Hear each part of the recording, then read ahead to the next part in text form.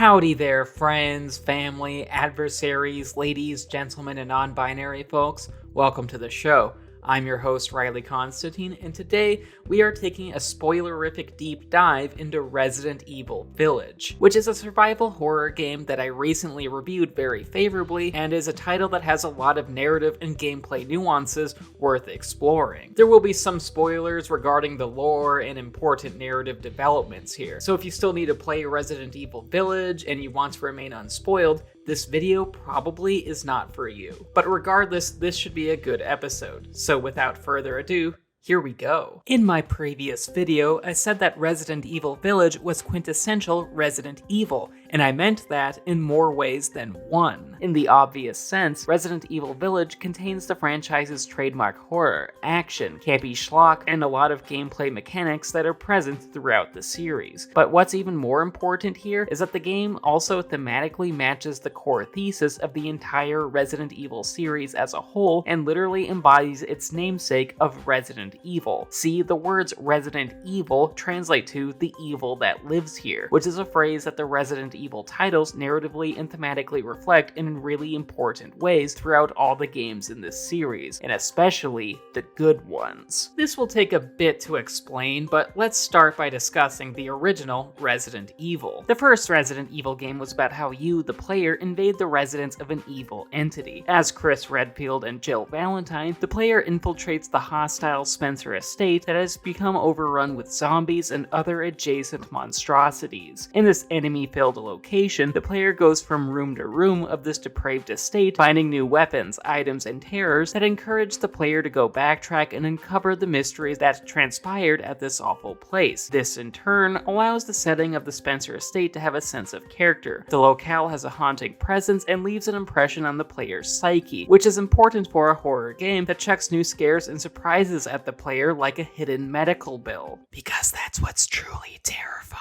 Most mainline Resident Evil games echo this similar theme, whether it is the police station in Resident Evil 2, Raccoon City as a whole in Resident Evil 3 Nemesis, the mystical village of Spain in Resident Evil 4, the Baker Ranch in Resident Evil 7 Biohazard, the land of uncomfortable racist undertones in Resident Evil 5, or the world of who gives a in Resident Evil 6, these are all locales where you infiltrate the dwellings of evil antagonists and bosses, villains who have the tactical upper hand due to how they have home field advantage. Hell, some of these villains are even unkillable for most of the game and stalk their premises trying to find you and eliminate you, which is admittedly terrifying to say the least. Regardless of game though, you fight villains and their underlings, solve really weird and out there puzzles, and make your way through enemies' places of residence in order to be victorious. This tradition is amplified in Resident Evil Village. Like the other Resident Evil games, the creepy titular village in Resident Evil Village is a dangerous locale filled with hostile enemies, confounding puzzles, and garish mysteries that the player must infiltrate. The game makes it crystal clear that you are encroaching upon the enemy's domain, the game's Resident Evil, if you will, and as a result, the village has a lot of character. Through its bleak, borderline colorless art style, the memorably terrifying enemies, and a level design that encourages retraversing this horrific terrain to the point of breeding familiarity, the village within Resident Evil Village personifies a haunting physical presence, and it is up to the player to overcome their fear of this place and defeat the evil residing in the village. Furthermore, the game's eccentric yet wicked villains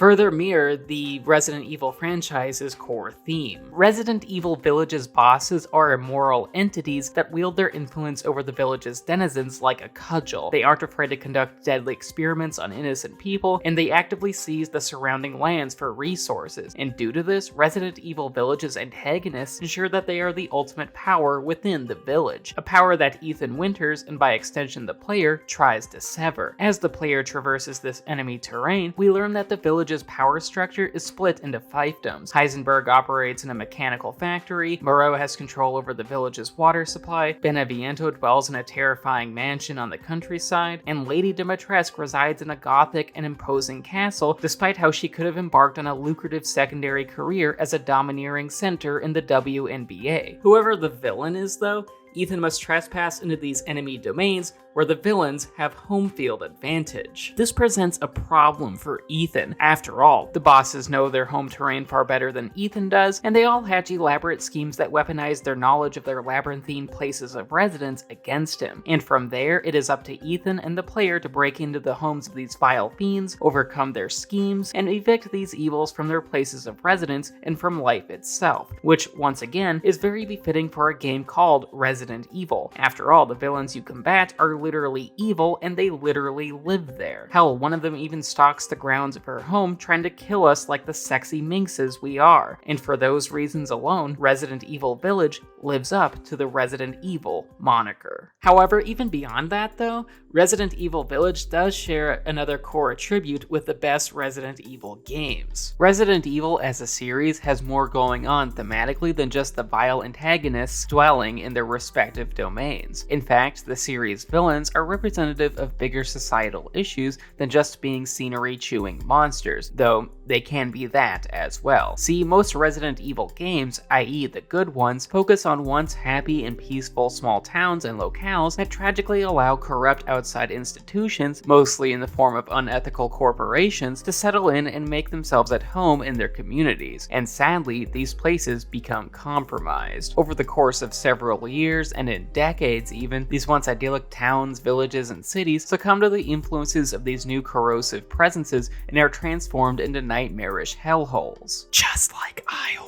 The most notable of these devilish influences within the Resident Evil series is the unethical Umbrella Corporation, which serves as an overarching recurring villain in the franchise. In the early games, the company set up shop as a secret bioweapons manufacturer that disguised itself as a pharmaceutical company in Raccoon City. Raccoon City, like many American towns and cities that try to woo oh-so-benevolent corporations into making their towns the location of a new corporate office, rolled out the red carpet for Umbrella in the hopes that the corporation could add jobs and inject the local economy with a lot of cash, which in turn unfortunately sealed the town's grisly fate. Sure, Umbrella was a boon for Raccoon City's economy, but the company was overall corrosive. Over the course of decades, Umbrella slowly but surely became entrenched in the town's culture and politics to the point that the Umbrella Corporation and Raccoon City became inseparable from one another. Umbrella became a core part of Raccoon City's economy, political class, and culture. Whenever a big potential new citywide policy was being discussed,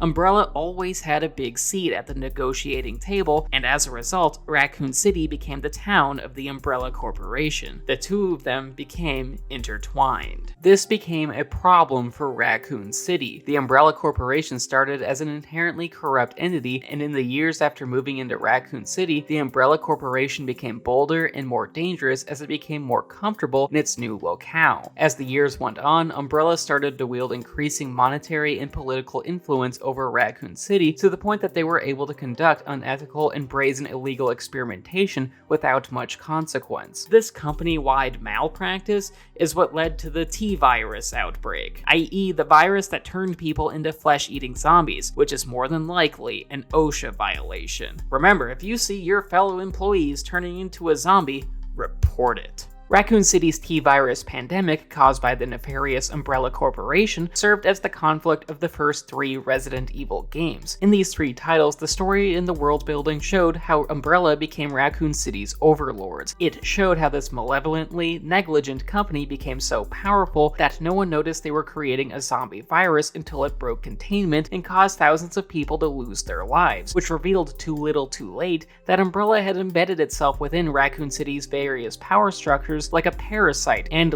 figuratively and literally drained the life out of Raccoon City until there was nothing left. Hence why no one should ever trust the supposed goodwill of a power-hungry company. Truly, the Umbrella Corporation was Raccoon City's Resident Evil, just like how Halliburton is to ours in the real world. Of course, though, the Resident Evil franchise featured other types of antagonists aside from evil corporations. In fact, as the series went on, the Resident Evil games manufactured other villainous presences. While for sure the Umbrella Corporation never really goes away, hell, they were responsible for the mold outbreak in Resident Evil 7 Biohazard, their influence is minimized in both Resident Evil 4 and, for the topic of this video, Resident Evil Evil Village, which are two games with many thematic parallels. To explain why this is, allow me to do a quick recap of Resident Evil 4. Resident Evil 4 features an antagonistic force that acts as a major departure from the villainous Umbrella Corporation in the first three games. Through Resident Evil 4's excellent world building, the player learns that the game's villains transformed the once peaceful village of Spain into an undead hellhole. The cause of this societal decline was due in how an opportunistic outsider named Osmond Sadler moved into the village claiming to be a prophet, which sadly for the town was a cover. Through clever manipulation, Sadler constructed lies based on local folklore in order to fool the villagers into trusting him, even though ultimately he didn't end up deserving that faith. See, Sadler was just using the villagers so that he could find a fabled parasite called Las Plagas, which was a theoretical organism that turned people into superpowered inhuman monsters. Now that's worth a college grant. Sadler fundamentally changed the village over the course of a decade and a half. Over this relatively brief stretch of time, Sadler became the leader of a religious cult called Los Illuminados. He ended up finding the Las Plagas parasite, and he infected the people of the town with that same parasite, essentially murdering an entire small village for the purpose of profiteering and gaining power. This is very much in line with the themes of Resident Evils 1, 2, and 3. Sadler and Los Illuminados are very much like Umbrella Corporation in the earlier games. Like Umbrella, Sadler and Los Illuminados move into a peaceful small town and establish a corrupt institution. An institution, which in this case is a radical religion, that becomes entrenched in the town's culture and political class until ultimately becoming inseparable from the town itself. And because of this, Sadler takes advantage of the town's citizenry and commits violent crimes with near impunity. Because Sadler is Resident Evil 4's titular Resident Evil. This brings us back to Resident Evil Village. As stated before, Resident Evil Village has a lot in common with Resident Evil 4, and this includes the themes. Like the small town of Spain, the village in Resident Evil Village and its people are ruled by a nefarious religious cult fronted by a false prophet. Yes, just like in Resident Evil 4. The false self-proclaimed prophet in this game is Mother Miranda, who is a powerful superhuman figure that the people of the village are fervently devoted to. In fact, the village people pray, have shrines, and even establish churches in order to worship Mother Miranda and her creed, and the people truly do view her as a holy figure. Unfortunately, Mother Miranda did not deserve the faith that the village placed in her. Like many of the best Resident Evil antagonists, Mother Miranda was a fraud who established a corrupt institution that was overall detrimental to the health of the village. About 100 years prior to the game's start, Mother Miranda was just a regular woman whose daughter had tragically died from the Spanish flu. You know, the last big worldwide pandemic before COVID-19. While grieving, Miranda discovered the mold. Yes, the mold from Resident Evil 7 Biohazard, living in the ground beneath the game's titular village, and she became infected by it. With the infection, she gained superpowers, became immortal, and accrued vast knowledge about the nature of the mold. And due to this boost in power, Mother Miranda decided to remain in the village and establish herself as a holy figure to the locals, which was a move that would have horrific consequences. See, Mother Miranda did not just proclaim herself to be a prophet just because of a power trip, though there is that. She claimed to be divinity because she desired to remain close to the heavy concentration of mold and use it to resurrect her deceased daughter. Utilizing the mold, she planned to infect someone else's body and use that said body as a vessel to house the soul of her daughter. This plan runs into a problem, though. The villagers' biological reactions to being infected with the mold vary depending on the infection procedure and the host's past bloodlines and genetics. Most people are transformed into inhuman beasts like the Lycans, but there are also some big notable exceptions, mostly in the form of Lady Dimitrescu, Heisenberg, Moreau, and Beneviento, who the mold transformed into superpowered and intelligent monsters due to how their bloodlines were tied to nobility. Because the mold respects superpowered nepotism. Though with that said, Mother Miranda views Lady D and the rest of the Four Lords as failed experiments due to how they all contain vulnerabilities. Despite the Four Lords' raw power, some of their bodies are unstable in some way or another, or have some form of environmental weakness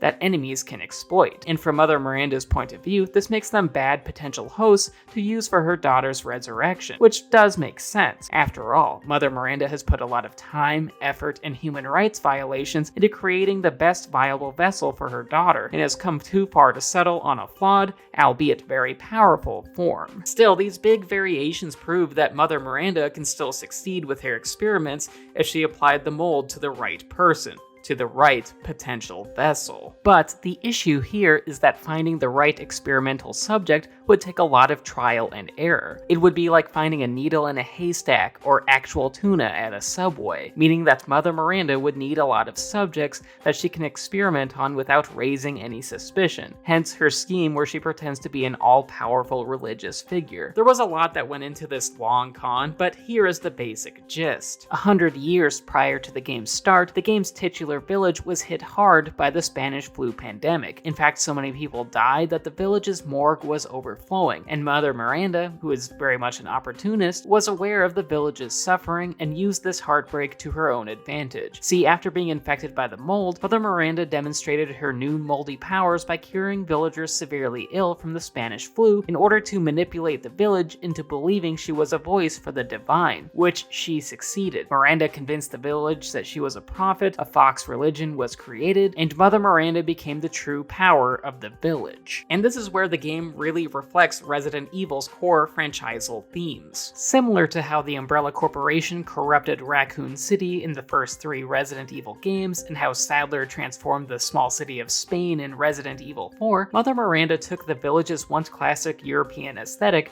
and twisted it into her own image and made herself the village's core identity, essentially radically changing the village to her liking over the course of 100 years. During that time, the villagers worshipped Mother Miranda and turned her into a religious figurehead and the de facto ruler of the village. And like the villains in the earlier Resident Evil games, Mother Miranda became inseparable from the village's culture. Even more than being a powerful influence, she was the political class and the basis for the village's core identity. Much like the Umbrella Corporation and Raccoon City, Miranda and the village became fused together, which is a tragedy. Mother Miranda doesn't really care about the people of the village. Despite the village's devotion to her, Mother Miranda consistently abuses the power of her station, mostly because she only uses the village people, and hell, even the 4 lords, for the purpose of human experimentation to further her goals of finding a vessel to resurrect her daughter. And the fact that she has such an iron grip on the village has allowed her to get away with heinous crimes for 100 years, culminating in the genocide of the entire village when she no longer has use for them. Because Mother Miranda truly is